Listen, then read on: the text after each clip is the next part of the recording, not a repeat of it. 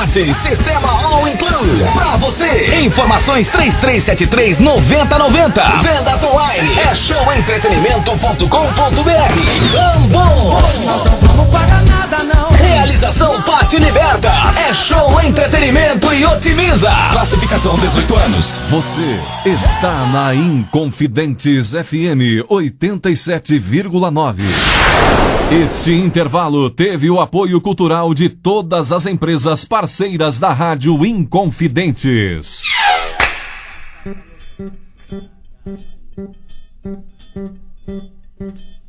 Estamos de volta, olha aí, a Hélia mandou um abraço pra você, viu, Evaldo? Outro pra você, Fia. Ela te ajudou a criar, né? Que bacana, que sensação que tem com a irmã. Eu tenho uma lembrança da Fia, né? O apelido dela familiar é Fia. É Fia? Sim, quando eu era muito criança, ela é que dava banho nos irmãos mais novos, né?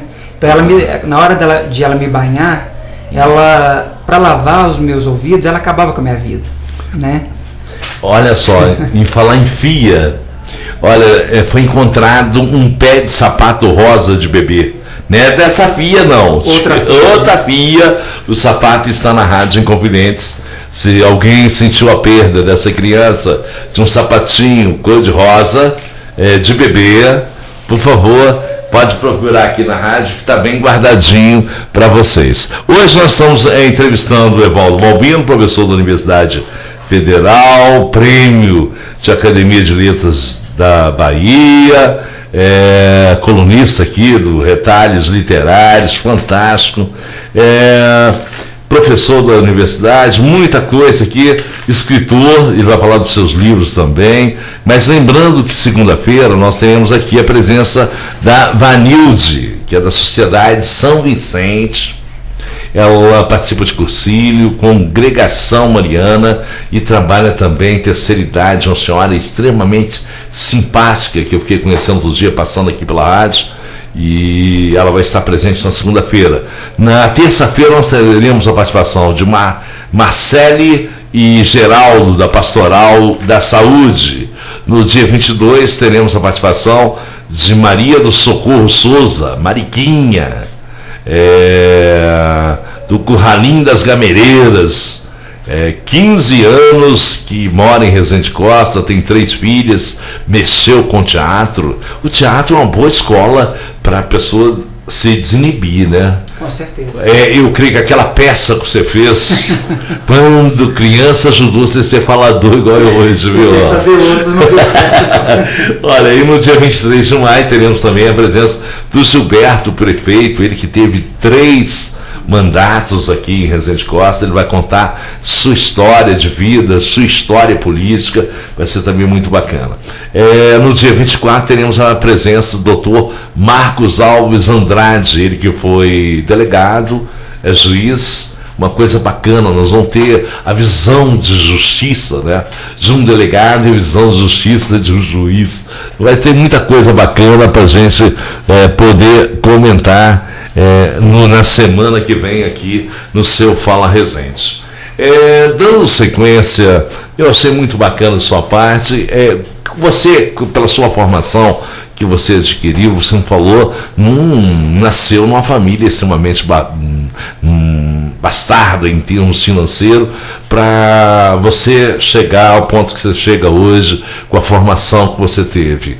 O que você dá de conselho para aquela pessoa que está nos ouvindo, que tem um filho e muitas vezes ela não tem aqueles recursos necessários para amanhã ser um escritor, né? Um professor de universidade, ter essa formação maravilhosa? Que tipo de conselho você dá? Em que pé as pessoas têm que pegar para se formar conforme você se formou? Eu defendo já a escola como o alicerce para isso, né? Na verdade, o alicerce mesmo é a família. A família. Família em qualquer configuração, mas que seja família. Sim. Se você tem carinho e apoio dentro de casa, né, uma educação exemplar, a escola vai dar prosseguimento a isso. O grande problema, um dos grandes problemas que a escola enfrenta hoje é esse, pegar um aluno que já vem com uma família desestruturada, com uma educação desestruturada. Eu não estou falando da família tradicional. Certo. Eu estou falando pessoa ou pessoas que cumpram a função de educar em casa. E a escola levará isso adiante. Então, como que a família pode apoiar um filho, uma filha que queira seguir uma carreira, qualquer uma, não só de escritor, ou de professor, ou de advogado, qualquer uma. Estimule a estudar. Cobre o estudo. Se essa pessoa ainda não fez isso até hoje, ainda há tempo, não é? Nunca é tarde. Nunca é tarde. Nunca é tarde. Eu lá na UFMG hoje, eu sou coordenador da educação de jovens e adultos. E temos uma senhora de 89 anos. Que bacana, que estuda hein? conosco lá. Ela está terminando o ensino fundamental agora e a todo vapor. Então nunca é tarde. Outro dia eu estive mesmo com um senhor aqui, queria até que ele me fale agora a memória do nome dele, encontrei com ele na rua. Ele estava me procurando informação onde que ele poderia fazer um curso de informática aqui em Resende Costa. Ele me falou comigo que tinha 82 anos. Isso é bom demais. Que bacana, né? Isso é bom demais. Acho que nunca é tarde para buscar conhecimentos. Nunca. Procurar melhorar um pouco, né? Nunca. E a gente sempre está buscando isso. Quando eu escrevo, eu estou buscando conhecimento. Né? Porque é um exercício do buscar o conhecimento. Além dessa coordenação que você desenvolve na Universidade Federal, da aula, como é que é ser um professor? Bom, desde criança eu sempre vi o magistério com bons olhos. Né? É uma classe muito sofrida, numa sociedade cada vez mais desorganizada, com a educação familiar problemática. Mas dar aula para mim, quando eu estou dando aula, eu esqueço os meus problemas. Né? Que sensação que dá para você? Eu gosto de ver, e dentro do FMG especificamente, os alunos, em sua maioria, eles são muito interessados, né? Eles correm muito atrás. Eu gosto de ver o aluno interessado pelo saber, o aluno interessado em pensar, né? E quando eu vejo uma turma na minha frente, empolgada com aquilo ali, envolvida com assuntos que está sendo discutido, eu também me empolgo e caminho junto com eles. Você sempre teve uma maneira dura de levar os garotos. Você falou que gosta sempre que os garotos sejam pessoas, os meninos, seus alunos, interessados, né?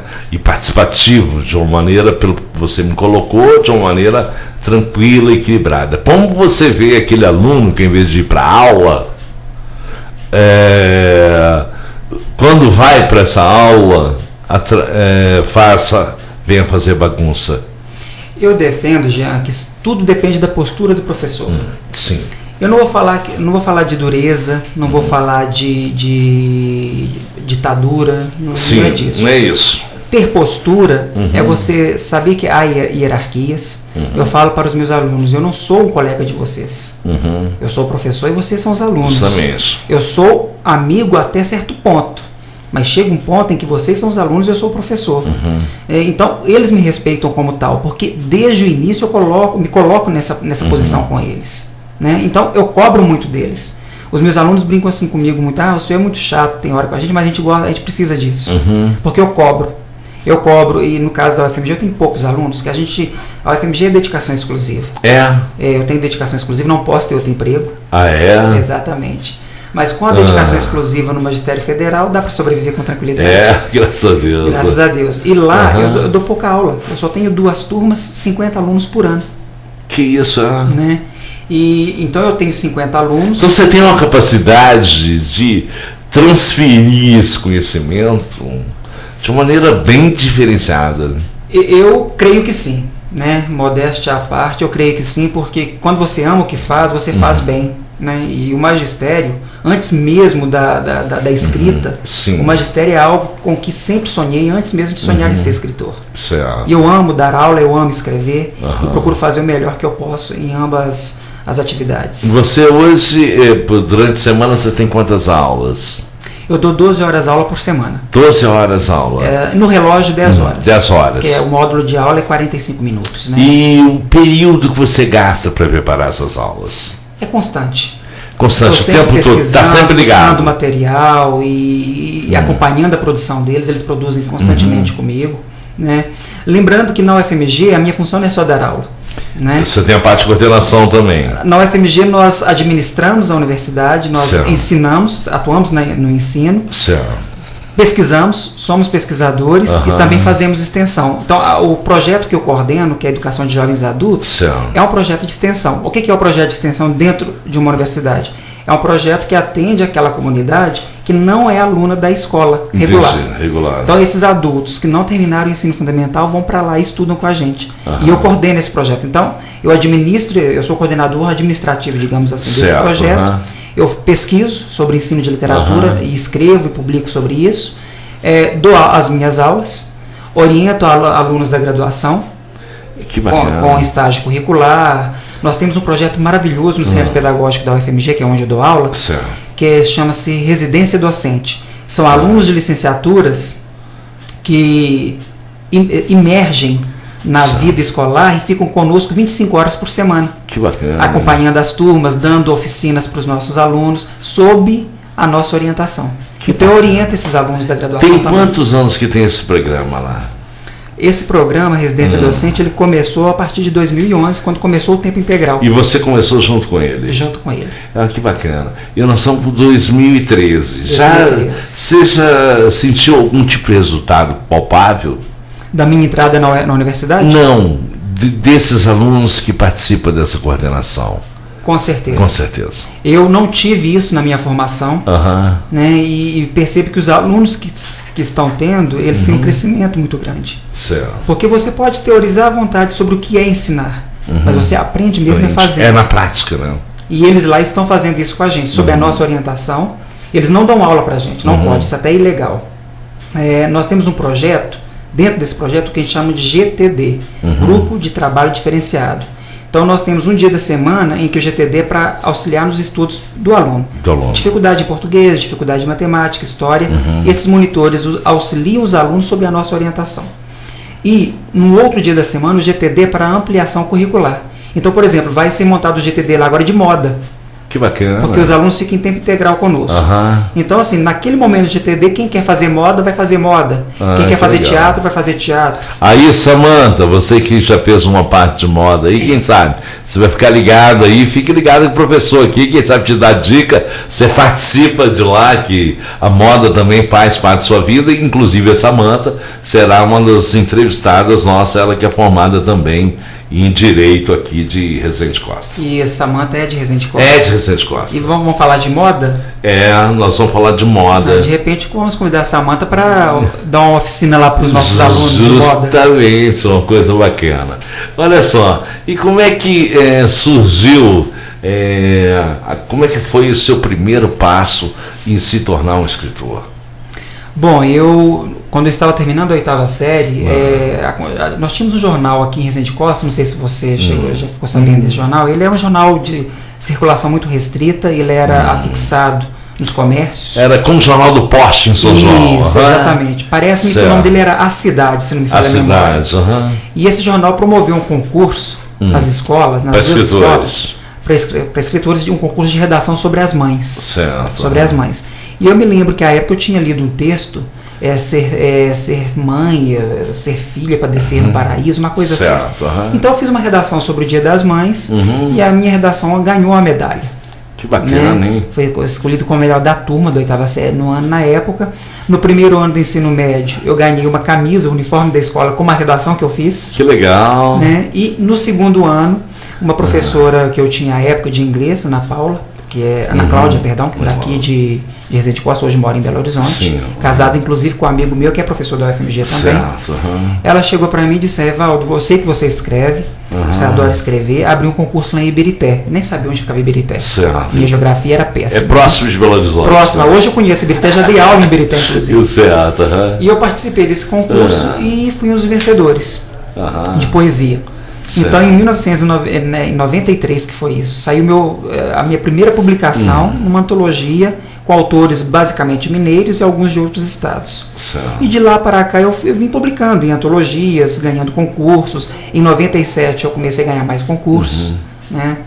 Lá no Paraná, concurso em Alfenas. Que legal. No Rio de Janeiro, o troféu Flor Bela Espanca de poesia, lá em Niterói, especificamente em Niterói. Niterói.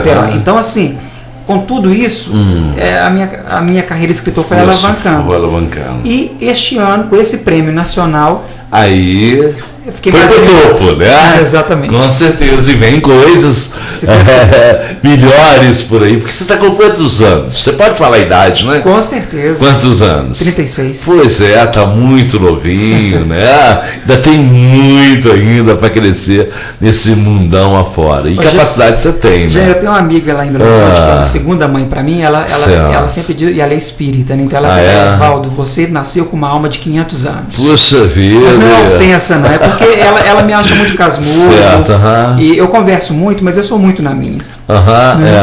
É meio paradoxal isso, mas é um fato. Mas muito legal, questão de energia, né? Eu te vi assim, imaginava você um cara mais alto, mais gordinho, socadinho, conforme fosse eu, assim. Não, o cara todo esbelto, fino, né?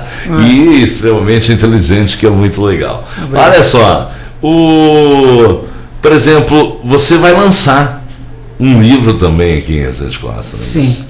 Que período que vai ser? É o livro Amores Oblíquos. Você já lançou ele em algum lugar? Não, ele vai ser o primeiro lançamento. É o livro que ganhou o prêmio agora. Ganhou o prêmio Braskem, Academia de Letras da Bahia. Da Bahia, que legal. Esse prêmio é um prêmio nacional, ele é anual e a cada ano é para poesia, ou romance ou conto alterna. E no ano de 2012 a categoria premiada foi o conto. Então 13 estados brasileiros participaram, autores de 13 estados. E basicamente a maioria de autores da Bahia mesmo, mas alguns mineiros, 5 mineiros, e eu no meio dos 5. E a comissão julgadora, em fevereiro, abriu o envelope da obra que eles escolheram como vencedora, e eis que o autor da obra era o Evaldo. Que bacana, como é que é a sensação de receber? Foi assim o primeiro prêmio assim de que bombar em termos nacional? Foi a mídia, inclusive, em Salvador, na internet, Divinópolis, São João del Rei, Resende Costa, graças a Deus. Então a mídia tem dado mais cobertura. Em Belo Horizonte. Em Belo Horizonte você teve a participação na TV com a função desse livro? A Rede Minas me chamou depois desse prêmio. O jornal O Tempo publicou uma linda reportagem sobre esse meu livro, que ainda nem está nas bancas, nas livrarias. Nas livrarias.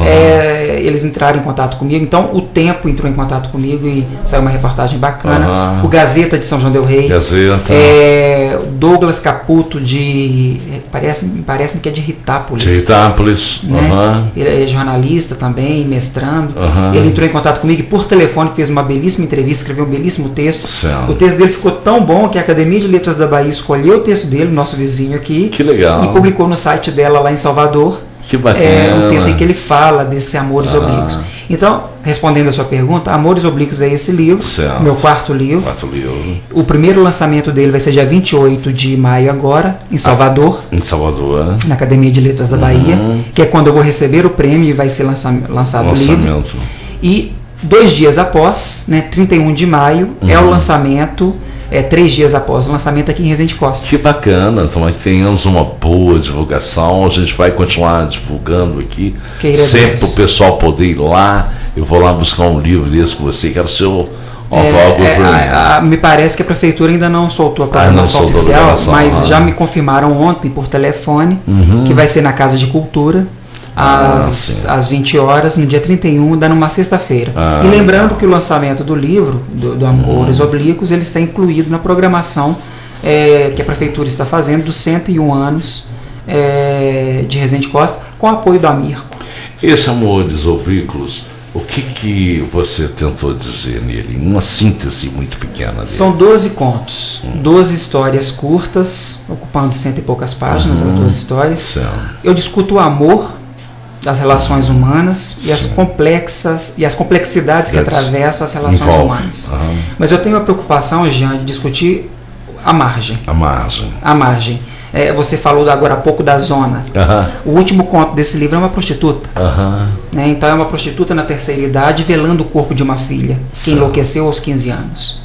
Então eu sempre procuro, os narradores e as personagens estão perdidos, estão a esmo, e eu procuro discutir a margem, aquilo que é marginalizado, que nós não entendemos bem, e aquilo contra o que nós temos preconceito. Pois bem, nós estamos chegando ao final, que agora mesmo vem um outro programa aí, o terço, né?